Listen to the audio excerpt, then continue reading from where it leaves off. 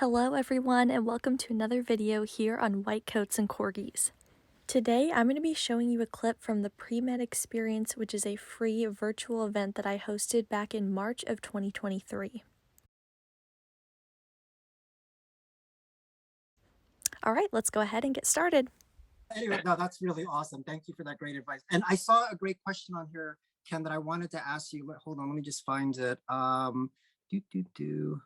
Okay, hold on. So here's the question, Ken, and maybe we can even extrapolate from it a little bit. So the question is, do you know the best resources for learning and practicing biochemistry for the MCAT? I take the MCAT in September 2023, and I was not able to take the course yet. But I think that's a great question just in terms of resources in general. And if you don't mind my adding, sometimes, let's be honest, sometimes people can't afford to take all these courses or hire tutors and all that. And for those people, I'm not saying this person is in that situation, but for people who might be in that situation where budget is of a concern, if you have any thoughts about that, that would be helpful too. Yeah, absolutely. So, we've already discussed a lot of what you have to do as a pre-medical student, right? There's so much that you have to do in terms of classes, experiences, MCAT and such, but there's also a lot of costs associated with, the process of becoming a physician. The MCAT, for example, it costs $300 just to take the MCAT. Now, the AMC does offer what is called a fee assistance program. So for those with financial need, it's possible for you to take the MCAT for free and also pay lower costs for applying to medical school. So that is something that you should consider looking into if you are in need of help with finances. When it comes to preparation for the MCAT, there are so many different resources. I will say the most important thing is you have to use some resources. The MCAT is not like the SAT or the ACT. You can't just take the MCAT blind and just say, oh, I took these classes in college. I learned these science content. I got A's in these classes. I'm going to be fine with the MCAT. That's not how it works. The MCAT is going to test a lot of science content that you didn't learn in your college courses. And similarly, there's a lot of science content in your college courses that won't be tested on the MCAT. And that's because the curricula of your college courses doesn't match that of the MCAT. So you really do need to use resources that are specific to the MCAT for your preparation. And in terms of these resources, I would say there's essentially different tiers of resources, right? The first is actually what most students do for the MCAT, which is they use a DIY approach, right? Essentially, they purchase all of the resources they need. So that would be a set of MCAT books, as well as practice questions, right? And for these resources, they're typically lower cost, right? Especially when it comes to MCAT books. You can purchase a new set of books on Amazon for a couple $100, or you can purchase a previous edition for a small fraction of the cost.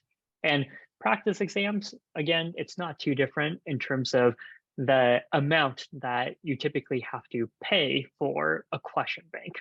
The other thing to realize is there are a lot of free resources out there. One of them that I'll certainly highlight is Khan Academy. So Khan Academy, if you haven't heard about, it's actually not just for the MCAT. Khan Academy has videos covering just about every subject out there. So if you're struggling in your organic chemistry class, you can check out the Khan Academy organic chemistry video lectures. They're quite good. So Khan Academy has videos covering the science content on the MCAT. They also have practice questions. Those are all free. The AMC also has a number of free practice exams and practice questions you can utilize as well. And that's typically what a lot of students would look to gather as resources. But there's also other resources that students will often turn to. So all of you right now are here at this free event, the Premed Experience, right? So you're always going to find a lot of events where people are happy to share their knowledge and expertise with pre-medical students. And if it's not at a live event like this, you can simply just go to YouTube. If you go to YouTube and type in the search bar, biochemistry, metabolic pathways, biochemistry, gluconeogenesis, you can find dozens of videos on every science concept that is tested on the MCAT. So there's a surplus of resources out there for MCAT preparation. Now, For a lot of students, they're happy with this approach. They can get everything they need from what is readily available. There are some students who, instead of having to find all of these different resources on their own, they simply just wanted to have all of them in one location. So that's why a lot of students will choose to sign up for a prep course, right? So you can sign up for an MCAT course, and these are typically in the order of a couple $1,000s. So it's definitely more expensive than MCAT books and question banks. But in Mhm. these cases, you attend a class, you've got an MCAT expert, they explain the key science concepts you need, and they also give you a bundle of resources as well. An MCAT class tends to be more passive, right? You're in a class with 30 students, and especially if you're taking an online class, you're typically just sitting there and you're being lectured to, right? The instructor's just talking to you. Whereas when you're doing one-on-one tutoring, it's very interactive. It's back and forth conversations. Your tutor is explaining the science concepts to you, but they're also asking you questions to check your comprehension.